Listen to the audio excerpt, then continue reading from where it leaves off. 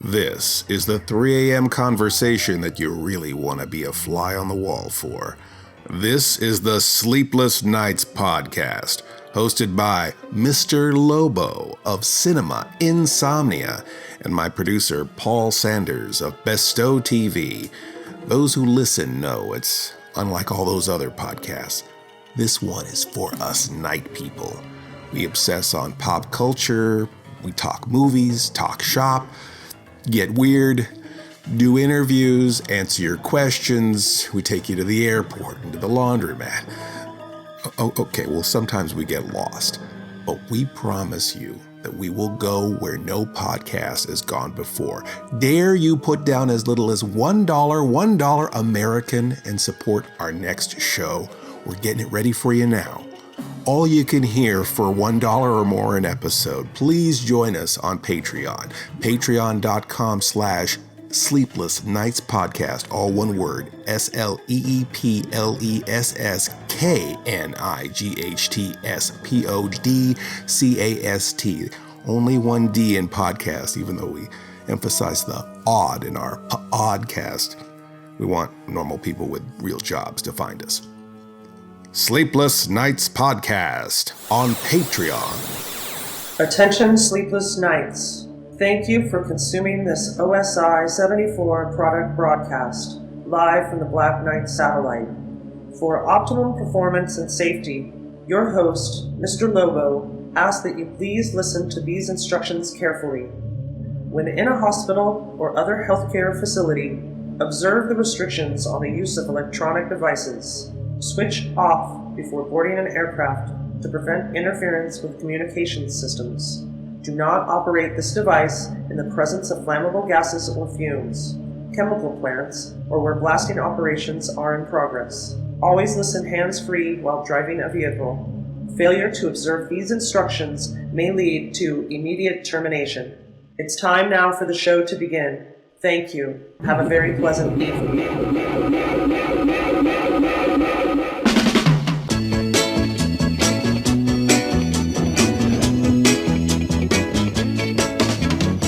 You're not dreaming, but Mr. Lobo wishes he was. This is the Sleepless Knights podcast somehow.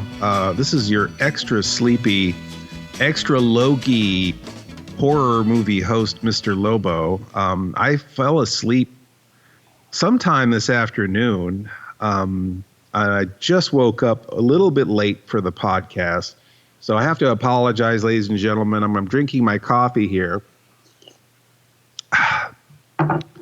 Trying to get awake. Paul and I are supposed to, I believe it is a episode ending in a 1, so that means we're going to have to probably not talk about something, which is sort of our tradition here, which I guess is, I mean, you don't really have to prepare much to not talk about things.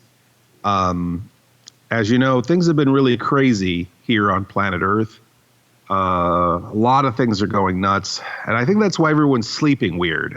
You might be sleeping weird at home. Please tell us in your comments whether you've been sleeping weird.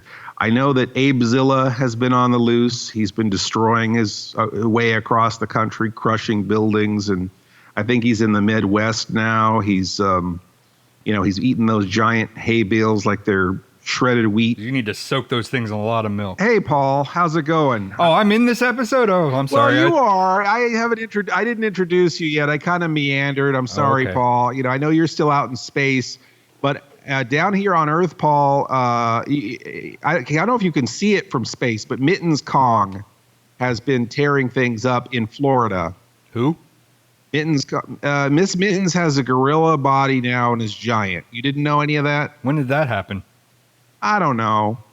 It just happened. But anyhow, so Miss Mittens is now Mittens Kong, and then we've got an Abezilla, and they're in different parts of the country now, and God help us if they ever get together, but we'll leave that for another episode. We're here at the OSI 74 headquarters. Paul is out in space. How's things going out in space, Paul? There's a lot of space out here. Well, that's to be expected, I guess. This is Paul Sanders of BESTOW TV. If this is your first podcast, right? That's the thing that Stan Lee says, right? Every podcast is somebody's. Now, was it Stan Lee? I heard first. Somebody told me earlier it might have been Jack Kirby. It could have been. Well, Stan Lee gets the credit for it, and that's all that really matters. We've been having a hard time figuring out what not to talk about. The very first episodes, what was it, Paul, that we didn't talk about? It was Star Wars, right? I think so. I don't know. I think not a Star Wars pilot. I mean, who talks about Star Wars anyway? That's like a lame geek thing to do. Yeah, we're not nerds. We don't talk about stuff like that. So the first one was not a Star Wars pilot, and I think we were just making a point that lots of people talk about Star Wars. And it's kind of like a thing. It's like a Monday morning Lucas is what I like to call it. And I always feel like I always have that post-Star Wars conversation hangover where I'm talking to myself in the bathroom mirror going, oh, God, did I have that 4-hour Boba Fett conversation again? I am never, ever going to do that again. And then, the next time I'm at a party, I'll meet someone I haven't talked Star Wars with, and then I have that same goddamn 4-hour Boba Fett conversation. I feel like a damn fool. I've added an hour. You want to hear? Now it's a 5-hour Boba Fett conversation. 5-hour Boba Fett. 5-hour Boba Fett. It's just one little rocket pack that you eat. It's a shot from your wrist into your mouth. Gross. Anyway, this is not about Boba Fett. We're certainly not talking about Star Wars. Not talking about Star Wars again. And then, or just not talking about Star Wars. But we're not talking about it tonight. And then we can talk about it. I guess we can. I think we had we did a not a Jurassic Park episode, right, Paul? Sure. Paul, are you even paying attention? You're not watching Groundhog Day again, are you? Why would I watch Groundhog Day? Chips. Are you eating Grandpa Nana's? Yeah, Papa Giorgio's Hungry Times salt and vinegar chips. Whatever the this is why we can't keep a sponsor, by the way. Anyway, so we did an episode, whether or not Paul will confirm this or not, we did an episode not talking about Jurassic Park, which I believe every episode ending in a 1, we've been not talking about something. And we had Not an Infinity War as an episode. Mm-hmm. And then we did another not a Star Wars reboot, which I believe was one of our return episodes, right? Right. One of our more current ones. Mm-hmm. And how long have we been back to already be at another not a whatever episode? Apparently 10 episodes. Wow. So this is our 10th episode anniversary. Mm-hmm. That's exciting. Well, anyhow, we're going to try to come up with a not thing to talk about. And we usually look at your suggestions, your responses, and apparently it's just like one guy who actually cares and gives us suggestions for our not to talk about episodes, because I feel like we took suggestions from Paul before. I give suggestions all the time. Yeah, not you, Paul. Other Paul. Paul Tidd. Oh, who cares about him? Well, he's more likable and handsome, more likable and younger. I'll give you that. All right. But anyhow, so Paul, yep. Yes, Paul Tidd. I'll just say it all as one word. Paul Tidd versus Paul. Paul Tidd wanted us to do a Not a Scoob episode. And I feel like since we don't have any better ideas, we should just go ahead and not talk about Scoob, the movie Scoob, in this episode. What do you think, Paul? Well, I was just about to start the movie Scoob because I just bought that today, and I was going to sit here with the corn chips and enjoy a little bit of Scoob so that we could talk about it this episode. But you paid money for that? You actually paid money for the Scoob movie? I paid double because it's Scoob. I mean, I loved the original Scooby-Doo. I loved Scooby-Doo when I was a kid. I loved I think in the early 70s, there was, I think it was weird because it kind of bled over the counterculture of the 60s into the early 70s. And it's like, don't trust anyone under 30. Everything that your parents tell you is malarkey. And the Scooby Gang, they were skeptics. They weren't filling you with a bunch of garbage. They were trying to figure out what the real deal was. They were getting to the bottom of the muck. And usually it was the adults have it wrong. It was the man all along. They pull the mask off. It's not, we're being fooled. We're being hoodwinked. It's, the young people are figuring it out and finding out what the real truth is. And I think there was something very, very positive in that, especially if you were a kid who was scared of ghosts and scared of monsters like I was, because I had an overactive imagination. I thought there were monsters under my bed and in my closet. And then I just realized it was just probably some rich antique dealer trying to scare me. Probably was. It's not too far off. I mean, I hate going to the flea market because the antique dealers, they just walk up to behind you and bastards. Fool me once, exactly. Shame on me. Fool me 76 times. Can I help you? Would you like to buy this old lawnmower? Wait, that sounded very familiar.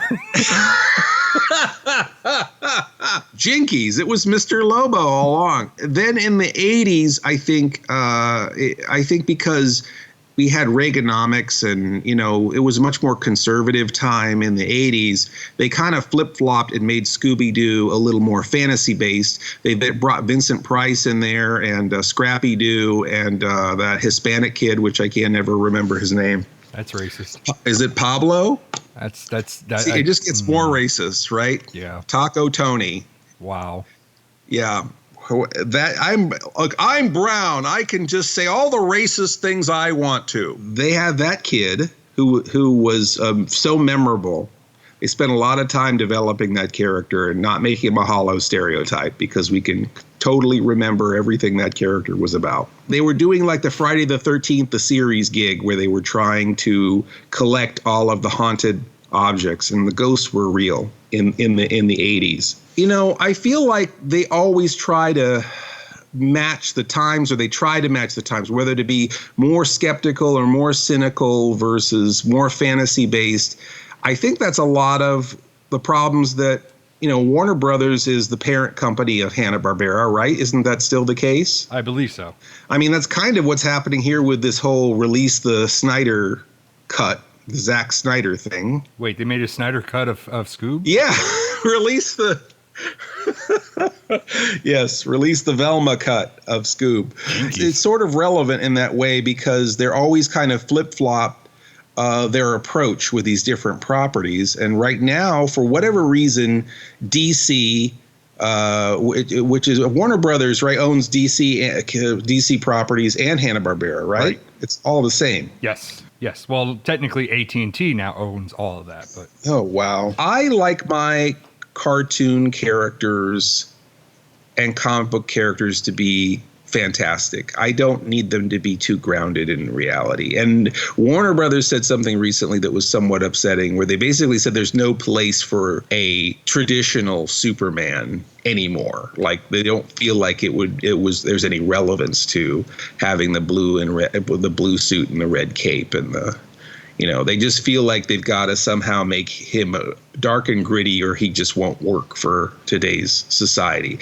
And I want to say, hello, the 30s were horrible. The 70s were horrible. Superman is not with the times. Superman is an antidote for the times. He's never with the times. Right? He's a breath of fresh air. He is a Superman. He's not he's not supposed to be relatable. It's not like your average dude man. They made Captain America work. They could just follow the template for what made Captain America work. And they could make a decent Superman that's, not this weird, not trying to make him into a biker or trying to make him dark and brooding like Batman. They already have Batman. Does every character have to be the same? We'll talk to Paul Tidd during the break. We'll try to figure out what our pants are all about. So does Superman need pants? Does Scooby-Doo wear pants? Are they trying to put pants on Scoob? I haven't seen a lot of Scoob, so maybe that's what we won't be talking about it anyway, so it won't matter. You want to see a lot of Scoob? Is that what you're trying to say? You shouldn't put pants on Scoob because you want to see more of Scoob? There's something wrong with that whole sentence. I'd like to take it back, please. All right, we'll strike that from the record, and we'll be back with more nonsense after this. With 30 years of your favorite children's shows, it's the ABC Saturday Preview Special.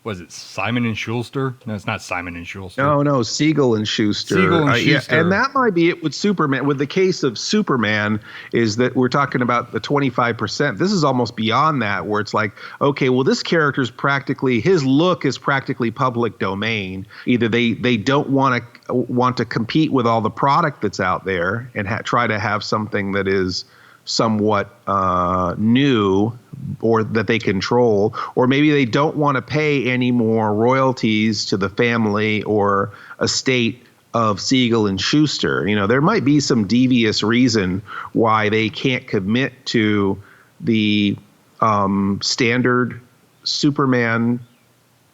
Superman. That's already a thing. It's an iconic, a thing that it was old when I was a kid and still cool. Right. That's the thing that I don't understand, is that it was old. It was old when we were kids and was still cool. And the 70s were bleak and gritty and miserable, and we were in a economic recession and a malaise. The 30s were bleak and miserable, and we were in a depression. And Superman was the antithesis of all that, which was why he was so popular. It's not like there were ever any real people running around in red and blue tights lifting up tanks. It's just that's a fantasy concept. Is it just that Marvel got there, so we can't be Marvel, so therefore we can't have any fun? Everything has to be exactly stone cold the opposite. We have to be stone-faced with everything. Everything has to be so goddamn serious. I don't know, because I saw Birds of Prey, and that was basically I could just see the memo on a napkin. How about Punisher for girls? It's just like it was so like dialing for dollars, kind of like, a bunch of pop culture references and a bunch of music and a bunch of, they were like, look, same thing with Suicide Squad. They're just not very good at it. But the thing is that they're trying to do the cynical humor. They're trying to do kind of a snarky humor with Harley Quinn. And I don't think that they're very good at that either. I think that they're worried about playing their own strength with a straight face, which is that they're kind of the originators of the superhero legends. The Marvel stuff was the counterculture. It's like the heroes, the Marvel heroes of the 60s were counterculture versions of the DC heroes of the 30s and 40s. Spider-Man works because Superman already existed, Right. And we talked about this on the podcast, where cinematically there couldn't have been a Spider-Man movie in the 70s because we were still kind of cinematically on Superman. Superman kind of had to come and go before Spider-Man could be established cinematically. And that's why I feel like the Watchmen didn't work, because it was too soon for Watchmen. We weren't completely done with standard superheroes yet. The Watchmen needed to come sometime after the Marvel cycle. But then they pressed forward with the bleakness of the Watchmen going forward. I guess financially the Watchmen must have been enough of a success for them where it's like, let's make the entire DC universe like this.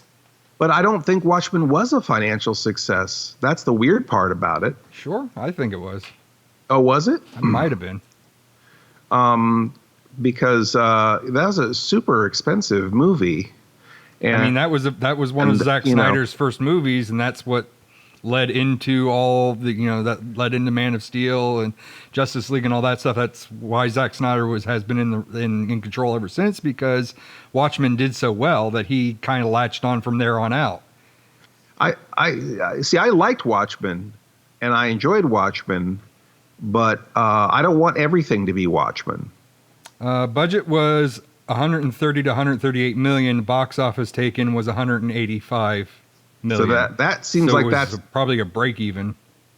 Yeah, that sounds like a break even? Yeah. Yeah, so that's not a huge success for them, but I think that it made a huge cultural impact, more so than a financial impact. But it seems to me like Wonder Woman and Aquaman were two of their more successful entries, and both of those are way more optimistic. Right. Than anything else they've been doing. Well, those movies, they kind of broke away from the whole Zack Snyder thing. I mean, by that time, Zack Snyder had already left Justice League. The executives in charge kept changing. So you had like the Zack Snyder film universe was like under one banner, and then Justice League was supposed to be the switchover, and it was under Jeff Johns, who did a lot of the DC Comics work. Most famously, he did a lot of like the Flash work, Flash stuff, and he was taking over. And then Justice League bombed, and they got rid of him, and somebody else took over. So there was somebody else that was in charge up until like Shazam, and then it was like, well, now all DC movies are just not going to tie into each other. So the sequels are just going to be loosely tied into each other, and they're not going to be building up. They're not going to cross over and build up to anything else, which kind of sucks because that's what I'm invested in. That's what I kind of want to see. That's what they do in the comics, and that's what I wanted to see. You know, I like Marvel, but it doesn't all have to be Marvel. There are other things that can not be Marvel and still be successful, you know, but they don't even want to try. They just want to. They want money. They want the money, and that's it. That's what bothers me. Where it's like, I can't you have both? I mean, everybody wants money. I honestly don't feel like DC. I would rather them focus on one movie at a time than plan a bunch of crossovers that don't work. But I remember being so excited in was Batman Robin? No, it was Batman Forever, where they just mentioned Metropolis. And it's like, they mentioned Metropolis. Yeah. Holy shit. Yeah. So it hints to a bigger, you know, it doesn't have to be a huge, big crossover, but the fact that other things exist in that property is just exciting enough, you know? Oh, sure. But I think that basically the thing that really... the thing with Marvel's universe is, and again, I feel like we're treading water we may have already tread, but they had 3 really solid Iron Man movies. Mm-hmm. You know, and I feel like that if Iron Man wasn't so good, they wouldn't have had that strong base. You know, that was the thing with the Universal monsters. They did the same thing where it's just like, we're going to play in these 75 movies all at once. And it just sort of all fell apart because there was no focus. They do have to make at least one good movie. Right. At a time until they feel like they've created a demand for more. It's all a risk too, because you look at the Universal movies and it's just, you know, that one movie fails, that whole thing fails. You know, if that one movie's in the middle of everything, then you're screwed. Yeah. You know? I mean, even Star Wars, they didn't add the episode 4 thing until after it had already been released and they knew it was a hit. So, speaking of hits, I think I'm going to hit the restroom, and we'll be back with more Sleepless Nights of Insomnia.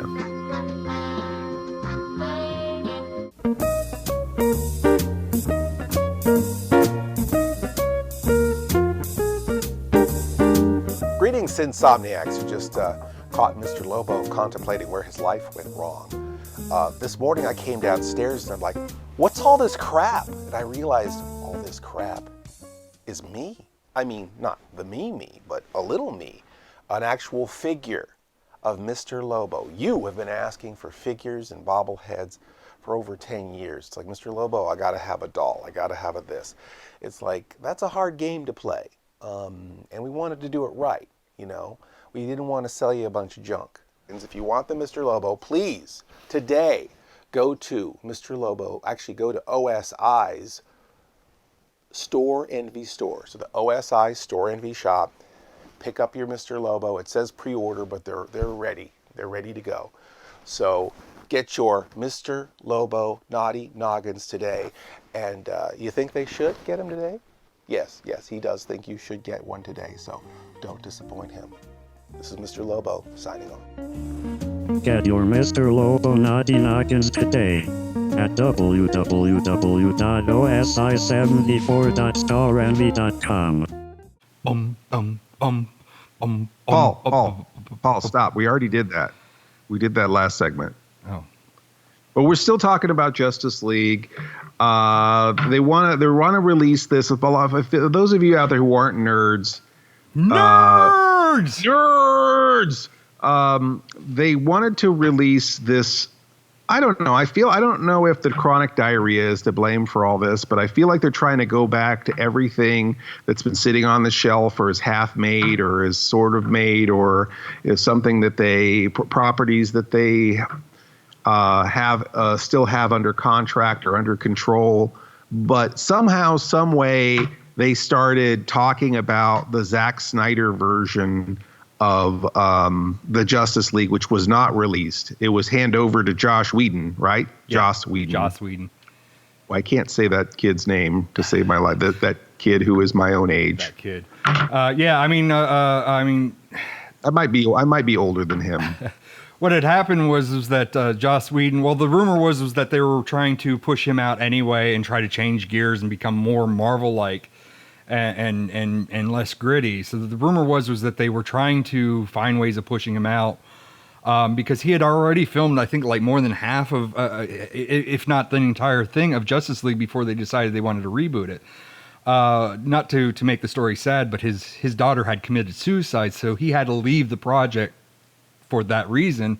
And when they did that, they used that as the chance to usurp that to kind of turn that around, get Joss Whedon in there to add up the yucks and stuff like that, to rub the Avengers funk all over it because that's you know, that was his baby. Yeah.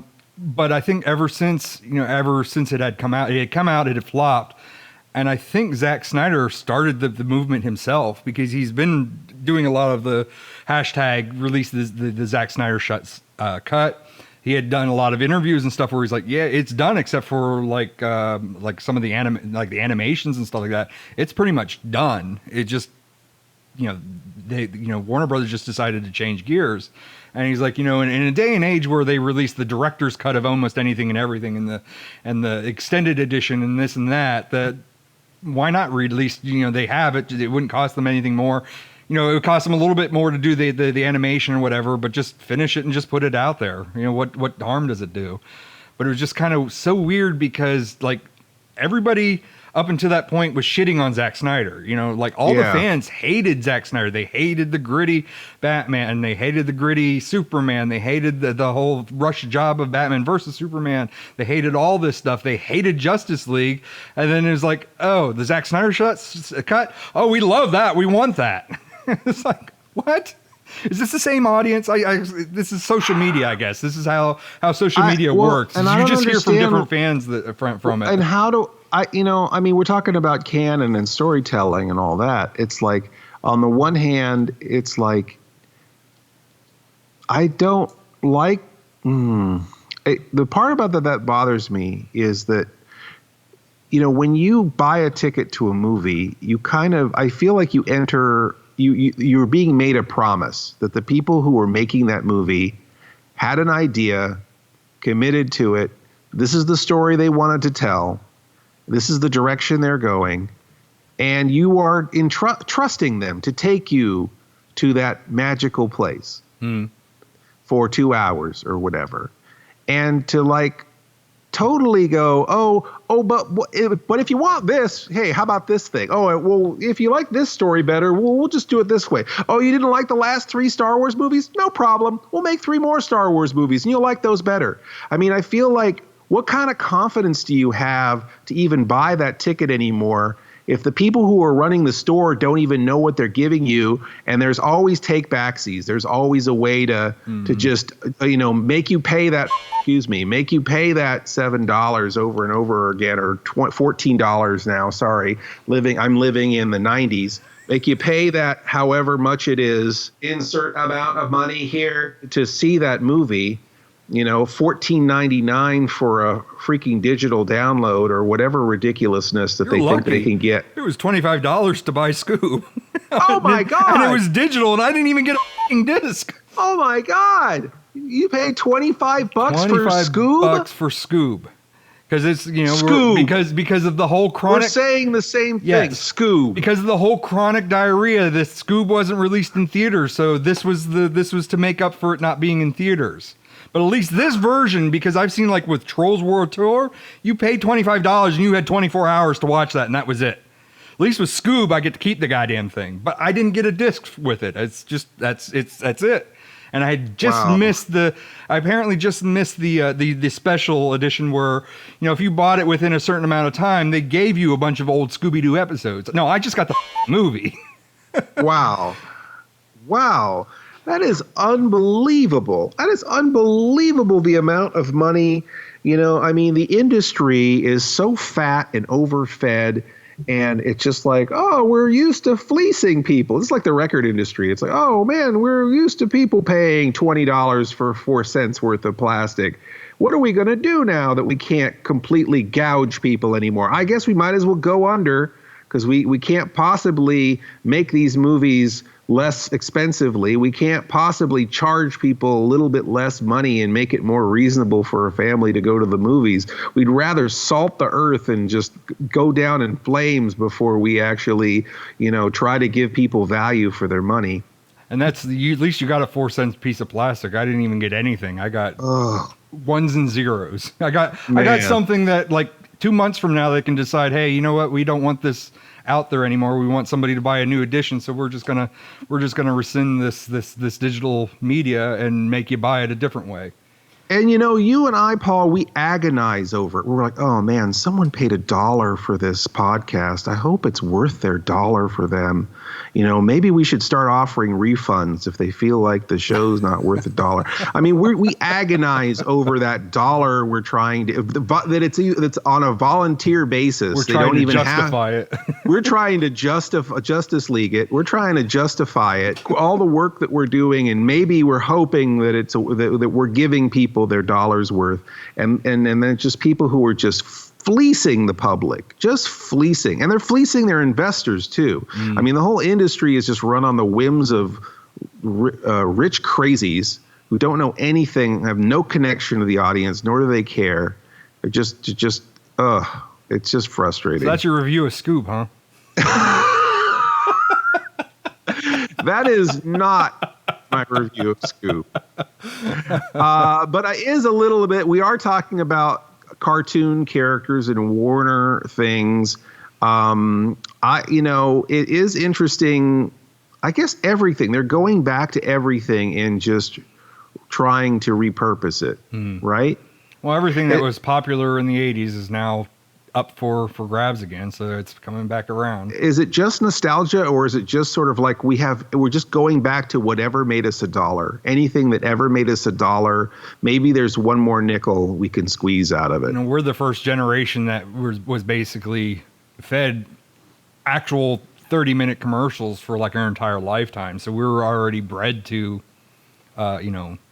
for that kind of merchandising. So is it that kind of the thing where it's like they planted the seed back in the 80s, back in the early or late 70s, so now it's time to reap all that? Now all the man child and man women man all the women,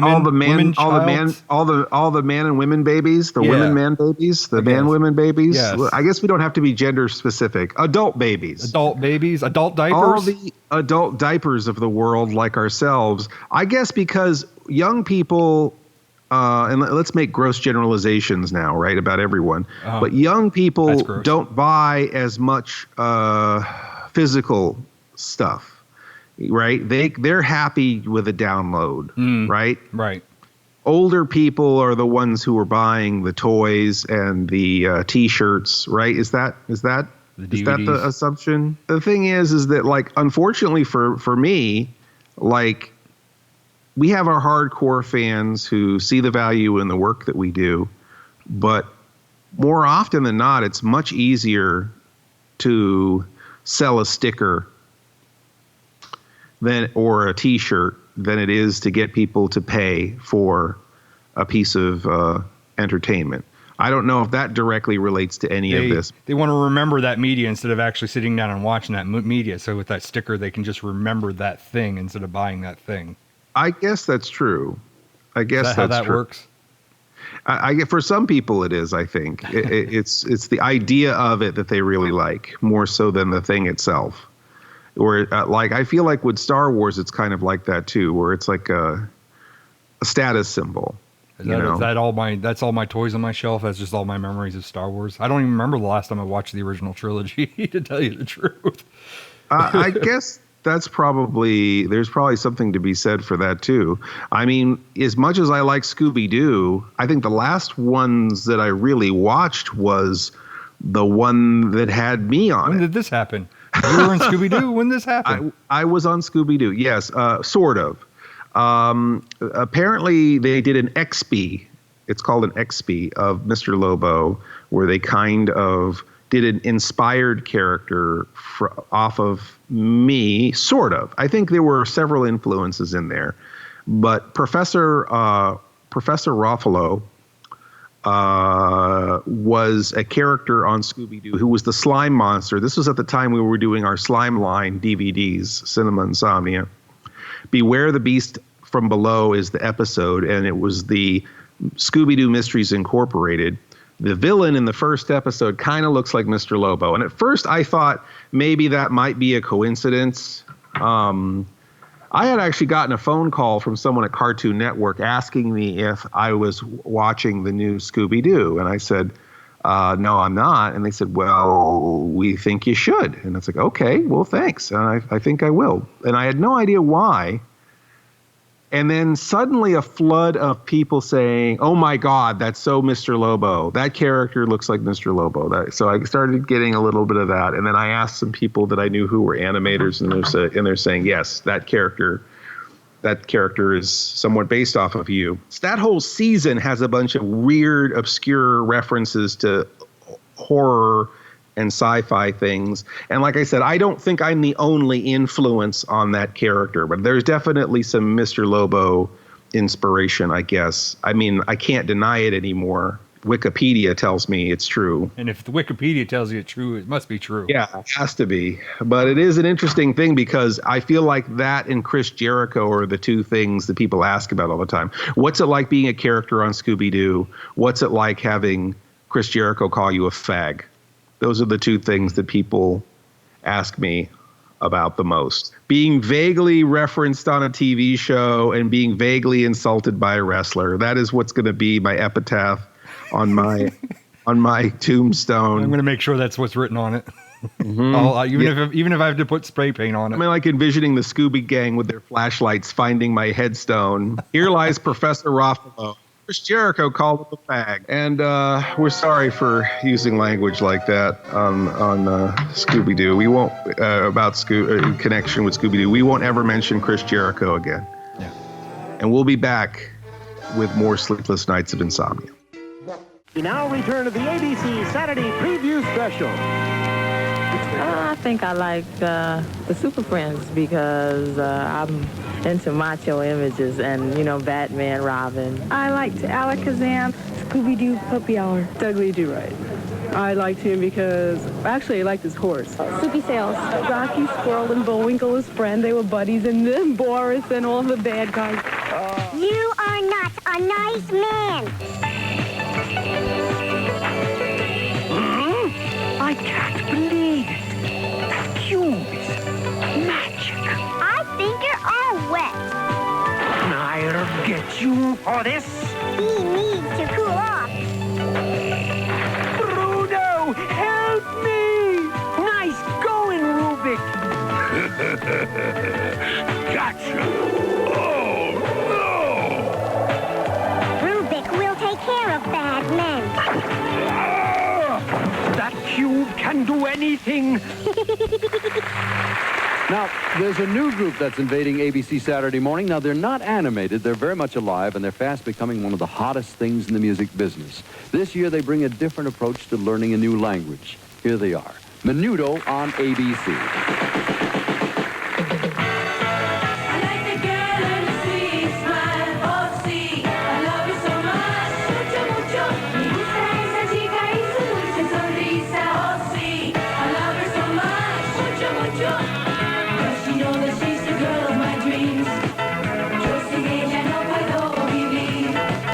Saturday morning shows started on Saturday morning. The next three debuted in prime time. As a matter of fact, the first of these was the first series broadcast in color on this network.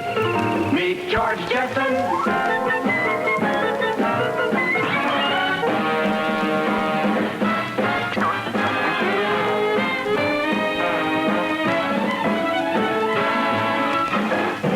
Another evening series featured the adventures of an explorer and his 12-year-old son, Johnny Quest.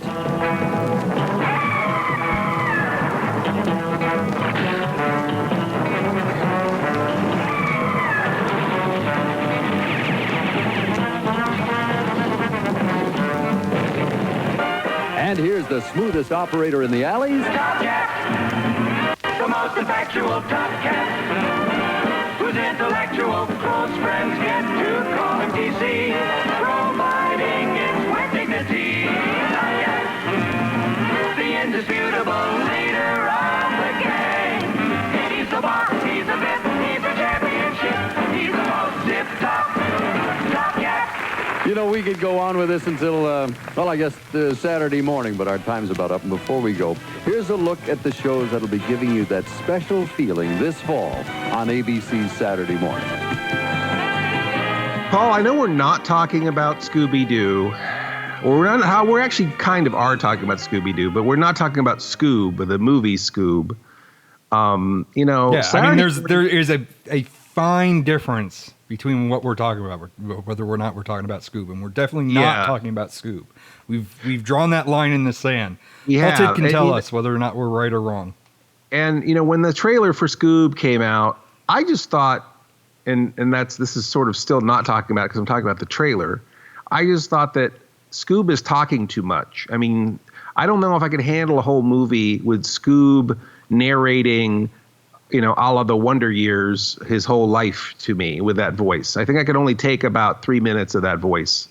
Do you prefer Scrappy? Is that why you rather have Scrappy narrate? Gosh, no, I hate. Hey no. there, Scoob! I don't even remember how Scrappy. Power! Yeah. Power! No, I hate all of that. I remember when Scrappy-Doo was introduced, they had these Friday sneak previews. You remember those, Paul? Where like it would be like the Friday before the Saturday morning I lineup love those. would start. Like I'd probably watch those more frequently than I actually watched the Saturday morning stuff.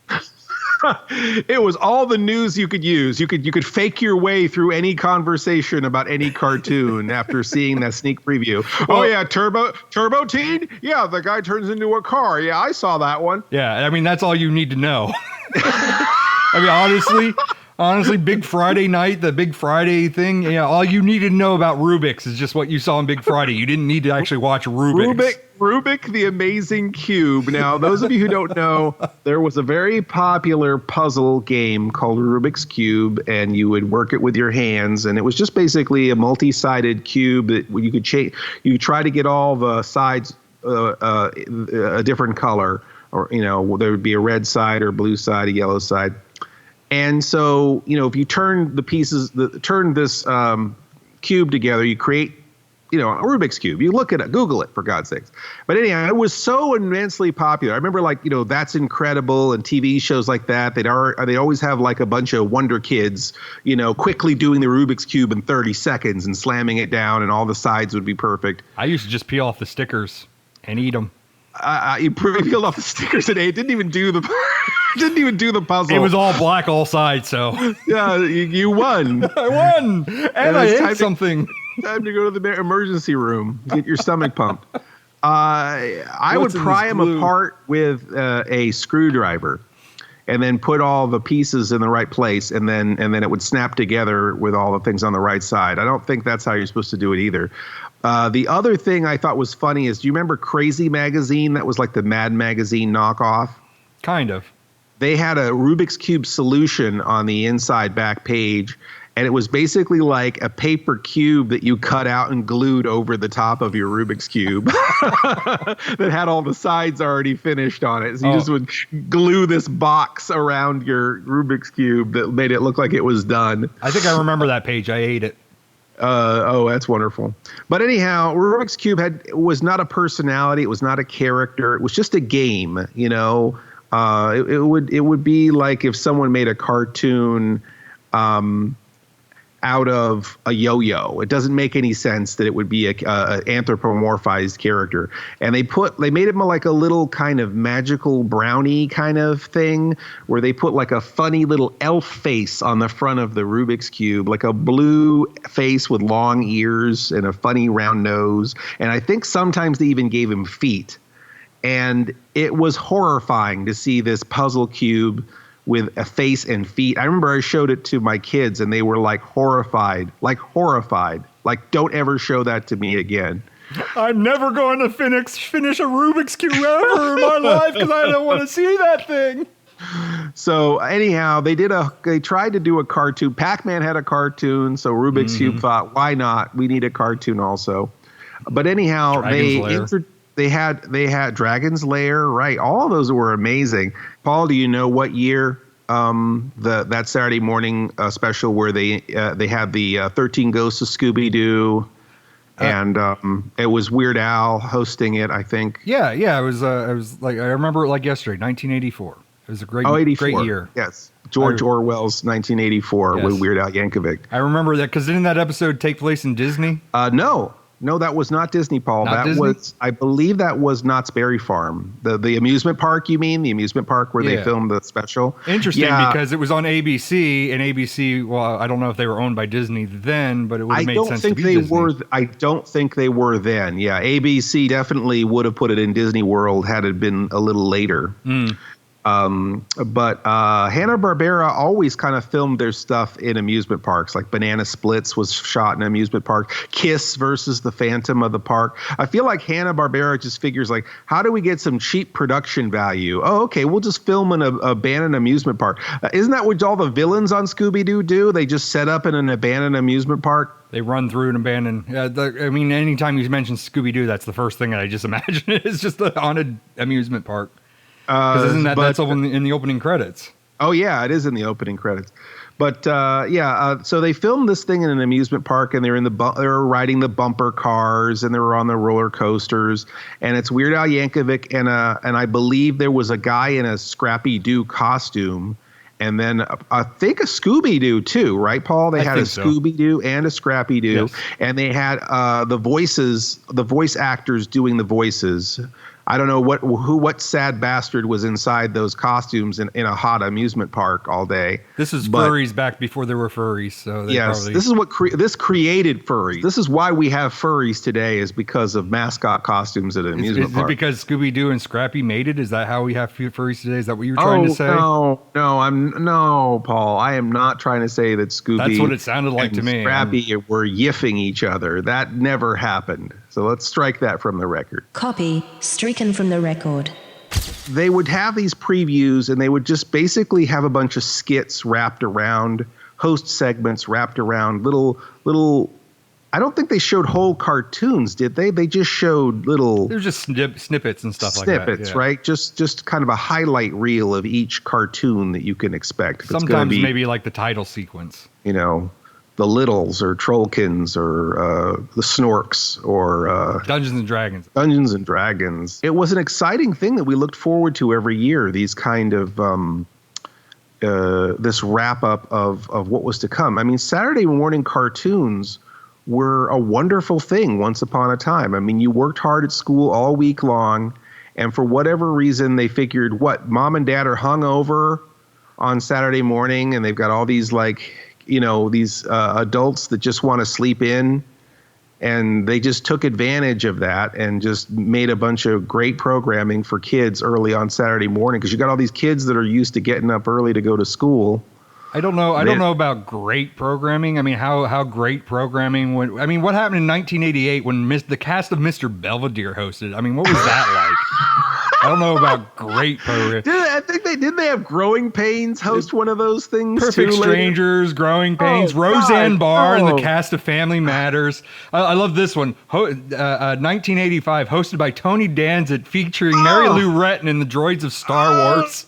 Oh no! Oh God! I've got all sorts of different types of emotions going through me there with that sentence. Yeah, I don't know how to feel about that. I feel like some of my internal organs just imploded when you described that to me. I remember Punky Brewster, and I remember it was like an episode of Punky Brewster where they would have a rap, in the beginning and the middle, beginning and the end, which was almost like an episode of Punky Brewster, but in the middle was like all these great cartoons, and then they would just break for the cartoons. In the case of Punky Brewster, she had a cartoon, so maybe they were trying to bridge over hey, this character from this cartoon is the real life version of this character you're going to see in the cartoon. Not that I want to see Punky Brewster, but it is interesting. That one at least has a somewhat vague connection to the Saturday morning stuff. Right. Most of the time I feel like they were just using the fact that these kids were kind of being held hostage here. It's like, okay, we know you're here to see what all the new cartoons are going to be, but we're going to force you to we're going to advertise to you some of our prime time stuff. So it basically turned it inside out on itself, to where instead of it being a prime time advertisement for the Saturday morning programming, it became exploiting our Saturday morning programming to force kids to advertise to kids our primetime programming. But Scrappy Doo was in that one in 1984, and the 13 Ghosts of Scooby-Doo, I believe, was the first version of with Scrappy. I don't know if Scrappy ever appeared in any of the. I guess he did appear sometimes in some of the earlier ones. Did he? My memory's getting foggy. I'm trying not to remember that because I actually have such a distaste for Scrappy Doo. I'd rather more Scooby Dumb than Scrappy. Some dum dum dum dum. Why is it Scooby Dumb? That's the thing that I don't understand. Okay, Scooby Dumb. Let me just state this, and I hope I'm not repeating myself with this, because this is something that I feel really strongly about. Scooby Doo, for a talking dog, isn't the brightest, sharpest tool in the shed, and he can't even speak real words. Okay, he's got the all right, Raggy, and then Scooby Dumb comes along. First of all, they call him Scooby Dumb, but I mean, he can speak actual words. He just has a Southern accent. That doesn't automatically make him dumb. He has a hat. He wears a hat and a necktie. Okay, and then he would do his little signature dum dum dum dum. Right? Mm-hmm. He knows Beethoven. He is cultured enough to know Beethoven. But my phone knows Beethoven. That's like its default mode is dum dum dum dum. My kids don't even know Beethoven. I have a 20-year-old that thought Beethoven was another dog.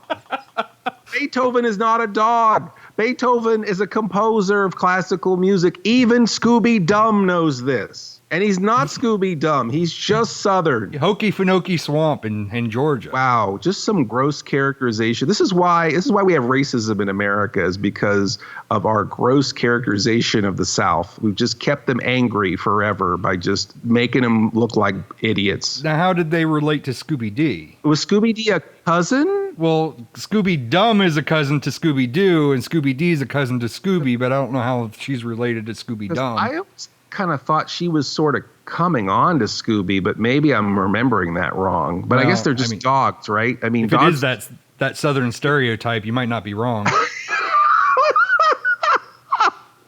Incest? Is it really incest with dogs, though? I mean, don't dogs just do each other anyway?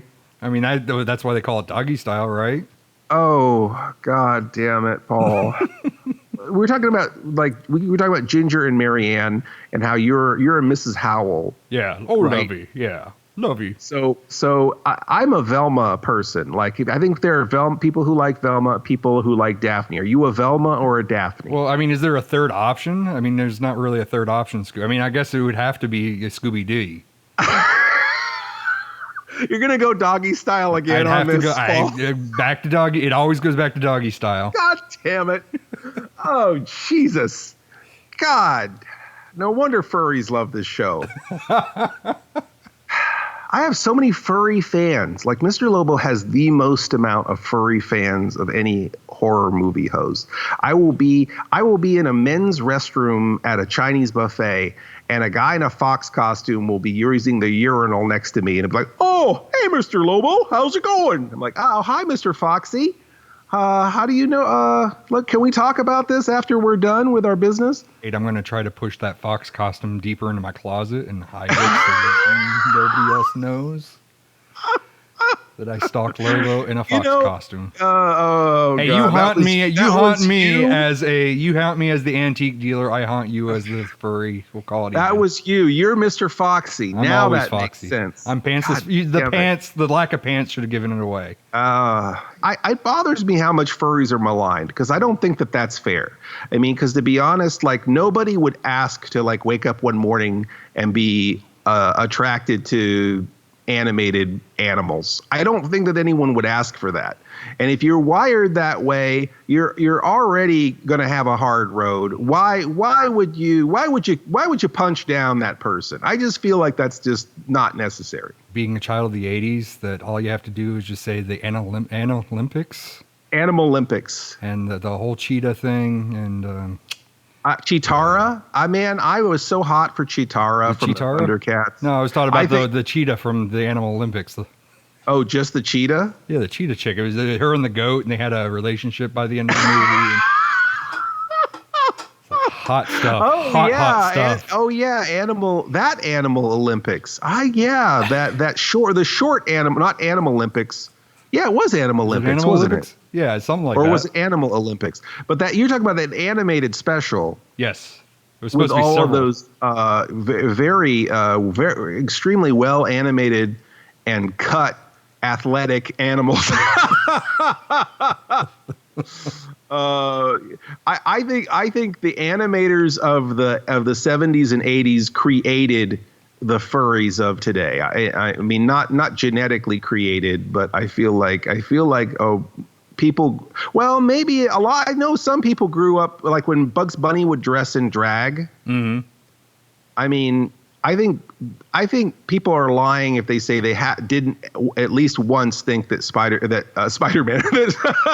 that Bugs Bunny was hot in drag. Bugs Bunny is pretty hot. We had that. We had and I would also blame the Walt Disney Robin Hood. I feel like the animals in that almost directly look like the furries of today. Like I feel like the animals in the Walt Disney Robin Hood, I feel like that stirred a lot of anthropomorphic animal feelings in some young people that they probably never could get over. That sounds like the perfect note to go out on. Somehow you try to not talk about Scoob and it goes right to furries. This is how this has happened. This is how far we've fallen, Paul. This is why we should have canceled. You have been listening to the Sleepless Nights podcast, or should we say pODDcast. pODDcast. Emphasis on the odd. Our theme is by Mars Homeworld at Deadhouse Music. Our opening announcement is by Ophelia Necro. She does a radio show called Suicide Watch. And you could reach Mr. Lobo at cinemainsomnia.com or find me on YouTube, YouTube/Mr. Lobo, MISTERLOBO. Mr. Lobo on Facebook, Facebook/mr.lobo, or on Twitter at Mr. Lobo, MISTERLOBO. Or you can find myself, Paul Sanders, or better known as BESTOW TV, at BESTOW.tv, on YouTube /BESTOW TV, on Twitter at BESTOWPROD, PROD, and on Facebook, BESTOW TV. If you want to place an advertisement with this podcast, and gosh, why wouldn't you? We could be talking about you right now. Contact us, Mr. Lobo at cinemainsomnia.com. That's MRLOBO @CINEMAINSOMNIA.com. Or support us on Patreon. Patreon supporters get to hear this podcast before anyone else and a lot of other great stuff, right, Paul? Sure. Doesn't get it better than that, right? So come join the fun at patreon.com/Sleepless Nights Podcast. That's patreon.com/Sleepless Nights Podcast. Please stay up with us next week for another Sleepless Nights podcast. Or should we say, pODDcast. pODDcast. The best thing about being an insomniac is never having to say goodnight. Good night.